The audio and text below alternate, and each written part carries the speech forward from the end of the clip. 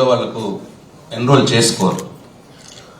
అయితే అక్కడక్కడ 60 సంవత్సరాల పైబడిన వారు కూడా విధి లేక గతి లేక కూలీలకు పోయే పరిస్థితి ఉన్నది. పొలం పనులకే వ్యవసాయ కూలీగా పోతా ఉన్నారు. వాళ్ళని కూడా గుర్తించాలని చెప్పి నేను కోరుతా ఉన్నా. అయితే మరి ఎందుకో సరే ఒక ప్రామాణికంగా ఈ ఉపాధి హామీ కూలీలు జాబ్ కార్డు హోల్డర్స్కి ఇవ్వాలని ప్రభుత్వం నిర్ణయం తీసుకున్నది. సరే, ఇది ప్రభుత్వ నిర్ణయం కాబట్టి, పాలసీ డిసిషన్ కాబట్టి ఈ 2 సజెషన్స్ నేను ఏవైతే ఇచ్చానో అవి దయచేసి నోట్ చేసుకోవాలని చెప్పి నేను గౌరవ మంత్రి గారిని కోరుతా ఉన్నా. అయితే ఈ జాబ్ కార్డు అప్పుడు ఎన్నికలప్పుడేమో వ్యవసాయ కూలీలు అన్నాం, ఇప్పుడేమో జాబ్ కార్డ్ ఉపాధి హామీ కూలీలకు తీసుకుంటున్నాం. దీంట్లో కూడా మళ్ళీ ఒక కండిషన్ పెట్టి 20 రోజులు పని దినాలు ఉన్న కూలీలు అని చెప్పి పెట్టుకుంటా ఉన్నారు. అప్పుడేమో ఎన్నికలప్పుడేమో ఆ మాట అనలేదు, ఇప్పుడేమో ఆంక్షలు పెడతా ఉన్నారు. దీనివల్ల జరుగుతున్నది ఏంటంటే గౌరవ మంత్రి గారు దయచేసి గమనించాలి. ఇప్పుడు నిజామాబాద్ జిల్లాలో జాబ్ కార్డ్స్ ఏమో 2,36,264 ఉన్నాయి ఉపాధి హామీ. జాబ్ సీకర్స్ వచ్చి 4,37,402 మంది ఉన్నారు. ఇప్పుడు మాకిచ్చిన సమాచారం ప్రకారం టెంటేటివ్ ఎలిజిబుల్ హౌస్ హోల్డ్స్ అంటే సుమారుగా ఇప్పుడు 4,37,402 మంది జాబ్ సీకర్స్ ఉంటే మీరు కొత్తగా పెట్టినటువంటి ఆంక్షల వల్ల 43,897 మందికి మాత్రమే మీరు ఇవాళ ఆత్మీయ భరోసా, ఇందిరమ్మ ఆత్మీయ భరోసా ఇవ్వగలుగుతున్నారు. అంటే 4,37,000 మందిలో 43,000 మందికి ఇస్తున్నారు. అంటే ఓన్లీ 10% అవుతున్నది. దయచేసి అంటే మనము ఈ ఆంక్షలు పెట్టడం మూలంగా మీరు ఎంతో గొప్పగా అనుకున్నటువంటి ఈ పథకం నీరుగారిపోయే ప్రమాదం ఉన్నది. 90% మందికి రాకుండా పోయే ప్రమాదం ఉన్నది. ఓన్లీ 10% మందికే వస్తా ఉన్నది. అట్లనే కామారెడ్డి జిల్లాలో కూడా సార్ ఇంకా ఇక్కడ జాబ్ సీకర్స్ వచ్చి 4,890 ఇక్కడ సార్ కేవలం 15,501 హౌస్ హోల్డ్స్ మాత్రమే ఎలిజిబిలిటీ వస్తా ఉన్నది ఈ ఆంక్షల వల్ల. అంటే ఇట్ ఈస్ లెస్ దెన్ 10%. అట్లా 90% మందికి పైగా వ్యవసాయ కూలీలకు ఇందిరమ్మ ఆత్మీయ భరోసా కింద ఎలిజిబిలిటీ రాని పరిస్తున్నది. కాబట్టి ఒకసారి రీచెక్ చేయాలని చెప్పి కోరుతా ఉన్నాం. తమరు ఎన్నికలప్పుడు మాట ఇచ్చినట్టు అందరు వ్యవసాయ కూలీలకు ఇందిరమ్మ ఆత్మీయ భరోసా వర్తింపజేయాలని చెప్పి కోరుతా ఉన్నాం. అట్లనే సార్ మూడవది ఈ రేషన్ కార్డు. సార్ ఈ రేషన్ కార్డులలో ఇది నిరంతర ప్రక్రియ. ఏ గవర్నమెంట్ అయినా సరే నిరంతరంగా ఇది చేయవలసిన అవసరం ఉంటుంది. 2014లో సార్ టిఆర్ఎస్ ప్రభుత్వం ఏర్పడినప్పుడు ఈ రేషన్ కార్డు ఇవ్వటానికి ఆదాయ పరిమితి రూరల్లో ఒక కుటుంబానికి 60,000, అర్బన్లో కుటుంబానికి 75,000 రూపాయలు ఉండేది. అయితే 2014లో గవర్నమెంట్ వచ్చిన తర్వాత ఇది తక్కువ అవుతుంది, ఈ 60,000ని 1,50,000 రూపాయల ఆదాయ పరిమితిగా పెంచినాం. అప్పటి ప్రభుత్వం, మీరు కూడా ప్రభుత్వంలో ఉన్నారు. 75,000 రూపాయల అర్బంది 2 లక్షల రూపాయలకు పెంచినారు అప్పుడు. సో పెంచి ఆ 10 years కాలంలో దాదాపు 6,47,497 కొత్త రేషన్ కార్డు కూడా ఇవ్వడం జరిగింది. అయితే సార్ ఇప్పుడు మీరు మళ్ళీ రేషన్ కార్డులు ఇవ్వాలని చెప్పి పూనుకున్నారు. చాలా సంతోషం, స్వాగతిస్తున్నాం. అయితే దీంట్లో సార్ వచ్చిన ఇబ్బంది ఏంటంటే మనం 10 years క్రితం ఏ ఆదాయ పరిమితి అయితే పెంచినామో 1,50,000 రూరల్, 2 లక్షలు అర్బన్, ఇప్పుడు కూడా అదే ఆదాయ పరిమితి ఉంచినారు. అయితే ఇన్ఫ్లేషన్ అయింది, ఇన్ఫ్లేషన్ పెరుగుతూ ఉన్నది దేశంలో, ప్రపంచవ్యాప్తంగా ధరలు పెరుగుతూ ఉన్నాయి. వాటితో పాటు ఇండివిజువల్స్ యొక్క ఆదాయం కూడా పెరుగుతూ ఉన్నది. కాబట్టి ఇప్పుడు సేమ్ అదే ఆదాయ పరిమితి ఉంచితే చాలా మంది కూడా రేషన్ కార్డ్స్ కోల్పోయే ప్రమాదం ఉంటుంది, వాళ్ళకు అందని ప్రమాదం ఉంటుంది. ఎందుకంటే సార్ చిన్న ఎగ్జాంపుల్, సార్ అంగన్వాడీలు 4,300 ఉండే సార్ అప్పుడు వాళ్ళకి శాలరీ. అప్పుడు లిమిట్ వాళ్ళ సంవత్సరానికి 50,000 వచ్చేది, వాళ్ళకి రేషన్ కార్డు ఎలిజిబిలిటీ వచ్చేది. సరే ఇప్పుడు వాళ్ళకి 3,600 రూపాయలు చేసినాం పోయిన ప్రభుత్వంలో, 13,600 రూపాయలు. అంటే 13,600 సంవత్సర ఆదాయం అయితే 1,60,000 రూపాయలు అవుతుంది.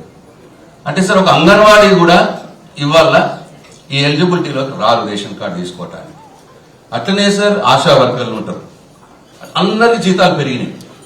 సరే ఈ సఫాయి కార్మికులు ఉంటారు, వాళ్ళది ఇంకో సిచ్యువేషన్ ఏంటి సార్, వాళ్ళు ఇద్దరిద్దరు పని చేస్తారు కుటుంబంలో. మన ఊర్లలో సఫాయి కార్మికులు ఇద్దరు పని చేస్తారు, భార్య భర్త. అయితే వాళ్ళిద్దరు జీతం పెంచితే కూడా 1,50,000కి పెరిగిపోయింది. ఇప్పుడు వాళ్ళకు కూడా ఎలిజిబిలిటీకి రాని పరిస్థితి ఉంటుంది. కాబట్టి మా కోరిక ఏంటంటే సార్, మా డిమాండ్ ఏంటంటే దయచేసి ఈ ఆదాయ పరిమితిని మళ్ళొకసారి రీచెక్ చేయండి. ఈ ఆదాయాలు పెరిగిన దృష్ట్యా, ఇన్ఫ్లేషన్ దృష్ట్యా ఒకసారి రీచెక్ చేయాలని చెప్పి కోరుతా ఉన్నాం. అట్లనే సార్ తప్పకుండా ఇప్పటికే చాలా రూమర్స్ వస్తూ ఉన్నాయి. ఆల్రెడీ ఎలిజిబిలిటీలు ఫైనల్ అయిపోయినాయి, రేషన్ కార్డులు లిస్టులు వచ్చేసినాయి, ఒక పార్టీ వారికి చెందిన వారికే ఇస్తున్నారు, ఇటువంటి రూమర్స్ వస్తూ ఉన్నాయి. దయచేసి ఈ రూమర్స్ ని మీరు అరికట్టే విధంగా ఈ finalisation of this ration cards తప్పకుండా సార్ గ్రామ సభలో ఫైనల్ చేయాలని చెప్పి, ఆర్డర్ ఇవ్వాలని చెప్పి మిమ్మల్ని నేను కోరుతా ఉన్నాను. గ్రామ సభల్లోనే ఈ రేషన్ కార్డులు కూడా ఫైనల్ కావాలి. దయచేసి దీని మీద దృష్టి పెట్టాలని చెప్పి నేను కోరుతా ఉన్నా. ఎందుకంటే ప్రభుత్వానికి చెడ్డ పేరు రాకూడదు ఈ కార్యక్రమం మీద. అటువంటి అపోహలు తొలగించాల్సిన బాధ్యత మీరు సీనియర్ మంత్రి గారు, మీకు అన్ని తెలుసు కాబట్టి మీ మీద ఉన్నదని చెప్పి నేను కోరుతా ఉన్నా. అట్లనే సార్ ఇంకొక ఫైనల్ 4వది ఇందిరమ్మ ఇండ్లు. ఈ ఇందిరమ్మ ఇండ్లు సార్ చాలా సంతోషం, మీరు కాన్స్టిట్యున్సీకి 3,500 యూనిట్స్ తీసుకుంటామని చెప్తా ఉన్నారు. అయితే డిమాండ్ ఇంకా ఎక్కువ ఉన్నట్టు కనిపిస్తా ఉన్నది గ్రౌండ్ లో. సరే అది మీ తదుపరి నెక్స్ట్ దాంట్లో ఎంత పెంచుతారు ఏంటి అనేది మీ విఘ్నతకు వదిలేస్తున్నాను సార్. కానీ ఇక్కడ ఒక మా రిక్వెస్ట్ ఏంటంటే సార్, ఈ ప్రభుత్వం రాకున్న మొదలు సార్ గత ప్రభుత్వంలో గృహలక్ష్మి స్కీమ్ ఒకటి అది లాంచ్ అయింది సార్. దాంట్లో ఇల్లు లేని వారికి 3 లక్షల రూపాయలు ఇల్లు కట్టుకోవడానికి ఇస్తామని చెప్పి అప్పుడు ప్రభుత్వం చెప్పింది. దాంట్లో అందరికి కూడా ప్రొసీడింగ్స్ అందినాయి సార్. దయచేసి ఈ స్కీమ్ మీరు ఇందిరమ్మ ఇల్లు స్కీమ్ తీసుకునే మొదలు అప్పుడు గృహలక్ష్మిలో వచ్చినటువంటి వాళ్ళు కూడా పేదవాళ్ళే సార్. ఏమైనా ఉంటే మీరు చెక్ చేసుకోండి సార్, ఎవరైనా ఎలిజిబుల్ ఉంటే తీసేయండి. ఎలిజిబుల్ గా ఎవరికైనా వస్తుంటే వాళ్ళని తీసేయండి. దాంట్లో ఎలిజిబుల్ ఉన్న వారందరినీ కూడా ఫస్ట్ ఫేజ్ లోనే, పోయిన ప్రభుత్వంలో గృహలక్ష్మిలో వచ్చిన వారందరినీ ఇప్పుడు ఇందిరమ్మ ఇళ్లలో ఫస్ట్ ఫేజ్ లోనే తీసుకొని, ఎందుకంటే సార్ దాంట్లో కొందరు స్టార్ట్ చేసినారు, కొందరు కట్టుకున్నారు. పాపం వాళ్ళ ఆశ ఉన్నది, మాకు ప్రొసీడింగ్ వచ్చిన ఏ ప్రభుత్వమైనా ప్రభుత్వమే సార్, ఏ పార్టీ ప్రభుత్వమైనా ప్రభుత్వమే, వాళ్ళు ప్రజలే. కాబట్టి దయచేసి వాళ్ళని సానుభూతితో మీరు పరిశీలించి ఇప్పుడు ఫస్ట్ ఫేజ్ లోనే గృహలక్ష్మిలో అప్పుడు ఇచ్చిన వాళ్ళని లిస్ట్ తెప్పించుకొని మీరు అవి వెరిఫై చేయండి సార్. ఒకవేళ ఎలిజిబిలిటీ ఉంటే తీసేయండి, ఎలిజిబిలిటీ ఉన్న వాళ్ళని వెరిఫై చేయించి ఈ మొదటి దాంట్లోనే వాళ్ళని ఇంక్లూడ్ చేయాలని చెప్పి కోరుతా ఉన్నాను సార్. ఈ ఇందిరమ్మ ఇండ్లు కూడా సార్, ఇది కూడా గ్రామ సభల్లో జీవోలో కూడా మీరు ఇచ్చినారు, క్లియర్ గా గవర్నమెంట్ జీవో ఉంది, గ్రామ సభల్ని ఫైనల్ చేస్తామని చెప్పి. దయచేసి అది అమలయ్యేటట్టు చేయండి సార్. గ్రామ సభలో ఒకసారి కాకపోతే 2 సార్లు చాటింపు పెట్టండి. గ్రామ సభలో ఈ ఇందిరమ్మ ఇండ్ల ఫైనలైజేషన్ జరిగే సందర్భంలో వీడియో తప్పకుండా తీపియాలని చెప్పి మిమ్మల్ని నేను కోరుతా ఉన్నాను సార్. అప్పుడే పారదర్శకంగా చేసినట్టు అవుతుంది, ప్రభుత్వం మీద చెడ్డ పేరు రాదు. మీరు అన్ని పేద ప్రజల కోసమే ఈ స్కీమ్స్ ఇప్పుడు మీరు చేస్తున్నాయి కాబట్టి మరి అన్ని నిజమైన అర్హులకు అందాలని చెప్పి ఒక ప్రతిపక్ష పార్టీగా మేము కోరుతా ఉన్నాం సార్. అట్లాగే సార్ ఇంకొకటి మీ సబ్జెక్ట్ లో లేదు అయినా సరే మీరు అనుమతిస్తే ఒకటే ఒక సబ్జెక్ట్ సార్, రుణమాఫీ ఓన్లీ ఫిగర్ చెప్తాను సార్, నేను కామెంట్ చేయను. రుణమాఫీ విషయంలో సార్ మరి ఆ రోజు కాంగ్రెస్ పార్టీ ఇచ్చిన హామీతో ఎందరో మంది రైతులు ఆశ పెట్టుకున్నారు సార్. సరే సంవత్సర కాలంగా తమరు 4 విడతలుగా ఇచ్చినారు సార్ రుణమాఫీ. అయితే 4 విడతలుగా రుణమాఫీ ఇచ్చినా సార్ మీకు గ్రౌండ్ రియాలిటీ నేను చెప్తా ఉన్నాను సార్. నిజామాబాద్ జిల్లాలో 2,03,520 మంది రైతులు ఉన్నారు సార్ రుణాలు తీసుకున్నారు. దాంట్లో ఇప్పటికి సార్ 1,612 మంది మాత్రమే రుణమాఫీ అయింది సార్, 49% అయింది సార్. ఇంకా 1,02,980 మంది 51% రైతులకు రుణమాఫీ కాలేదు సార్. చాలా అన్రెస్ట్ ఉంది సార్ రైతుల్లో. దయచేసి ఇది మీరు అధిష్టానం మీ సీఎం గారి దృష్టికి కూడా తీసుకుపోవాలని చెప్పి నేను కోరుతా ఉన్నా సార్. అట్లనే సార్ కామారెడ్డి డీటెయిల్ ఇవ్వమంటే మరి కామారెడ్డి ఆయన డిఓ గారు రెస్పాండ్ కాలేదు సార్. దయచేసి వారికి కూడా ఆదేశాలు ఇవ్వండి. మీరు మమ్మల్ని ఉమ్మడి జిల్లా మీటింగ్ పిలిచినారు సార్. ఉమ్మడి జిల్లా మీటింగ్ పిలిచినప్పుడు నేను అది కూడా మాట్లాడాలి సార్. ఆమె లెజిస్లేచర్ సార్, స్టేట్ లెజిస్లేచర్ లో ఉన్నాను నేను. రాష్ట్రంలో ఏ సమస్యనైనా మాట్లాడవచ్చు సార్ నేను. దయచేసి కామారెడ్డి జిల్లా అధికారులు సహకరించట్లేదు సార్. నా ఆఫీస్ ఎన్నిసార్లు ఫోన్ చేసినా వివరాలు ఇవ్వలేదు సార్. దయచేసి మీరు ఈ మీటింగ్ లో వారికి ఆదేశాలు ఇవ్వండి సార్.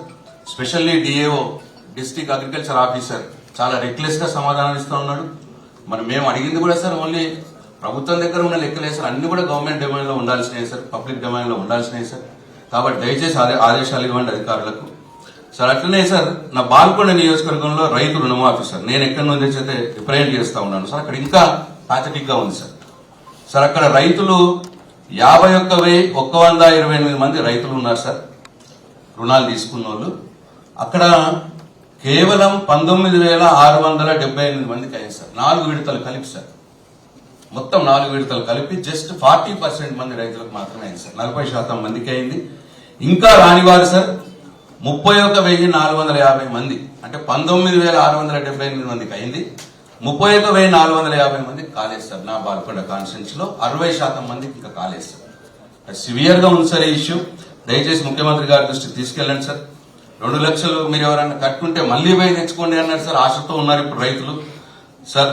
మా డిమాండ్ ఏంటంటే సార్ ఈ విషయంలో అప్పుడు ఎట్లనైతే ఎన్నికలప్పుడు మీరు మాట ఇచ్చినారో సార్ 2 లక్షలు ఎలాంటి అంశం లేకుండా చేయండి సార్.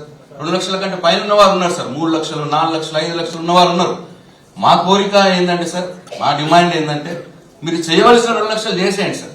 ఆ పైన మిగతా 2 లక్షలు ఉండని, 3 లక్షలు ఉండని బ్యాంకరు రైతు చూసుకుంటారు సార్. అట్లా మీరు చెప్పిన మాటను మీరు దాన్ని పూర్తి చేసినట్టు అవుతుందని చెప్పి నేను మిమ్మల్ని కోరుతా ఉన్నాను సార్. తప్పకుండా నేను లేవనెత్తినటువంటి అంశాలని మీరు అధికారులకు సరైన ఆదేశాలు ఇచ్చి అన్ని కూడా అమలయ్యే విధంగా చూడాలని చెప్పి మిమ్మల్ని సవినయంగా కోరుతా ఉన్నాను సార్. Thank you.